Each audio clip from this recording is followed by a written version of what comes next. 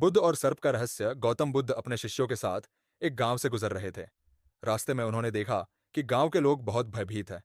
जब बुद्ध ने पूछा कि यह डर किस वजह से है, तो ग्रामीणों ने बताया कि गांव के पास एक विशाल सर्प रहता है जो हर किसी को नुकसान पहुंचा रहा है।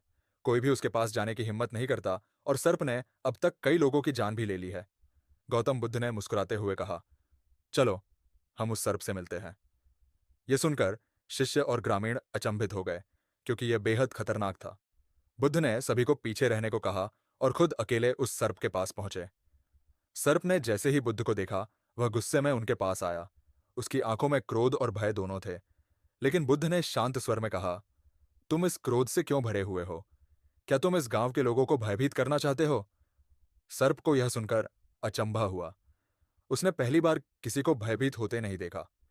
बुद्ध की शांति और करुणा ने उसे हिला दिया। सर्प ने धीमी आवाज में कहा, मैं अपने स्वभाव के कारण ऐसा करता हूं।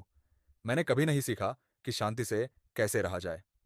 बुद्ध ने कहा, तुम्हारे भीतर शांति है, बस तुम्हें उसे पहचानने की जरूरत है। तुम्हें दूसरों को भयभीत करने की आवश्यकता नहीं है। सर्प ने बुद्ध की बातों को स्वीकार किया और उसने प्रतिज्ञा की कि वह अब किसी को नुकसान नहीं पहुंचाएगा। बुद्ध ने उसे आशीर्वाद दिया और गांव लौट आए। लेकिन कहानी का अंत यही नहीं था। कुछ समय बाद जब बुद्ध फिर से उस गांव आए, तो उन्होंने देखा कि सर्प घायल और कमजोर हो चुका है। बुद्ध ने पूछा, यह क्या हुआ? सर्प ने कहा, गुरु, मैंने आपकी बात मानी और किसी को नुकसान नहीं पहुंचाया। लेकिन अब लोग मुझे पत्थरों से मारते हैं और मेरा अपमान करते हैं।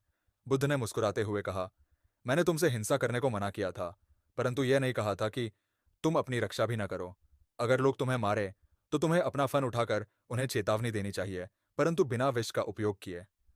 कथा का संदेश साफ था, लेकिन बुद्ध की यह शिक्षा दर्शकों को आखिरी पल तक सोचने पर मजबूर कर देती है कि सर्प का भविष्य क्या होगा और बुद्ध का अगला कदम क्या होगा।